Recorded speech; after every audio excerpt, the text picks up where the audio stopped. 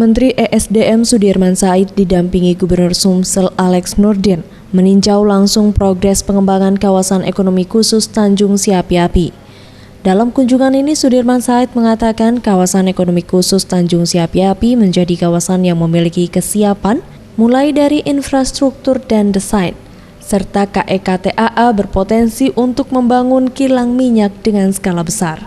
Bangun sudah mulai terjadi aktivitas beberapa proyek energi bisa dikerjakan. Satu, gasifikasi batu bara karena dekat dengan pasokan. Yang kedua adalah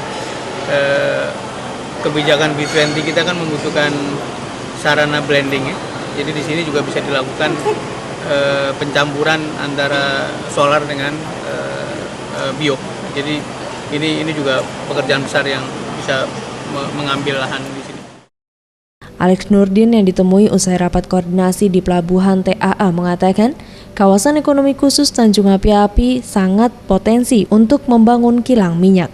Memang sumber daya alamnya luar biasa, sumber daya.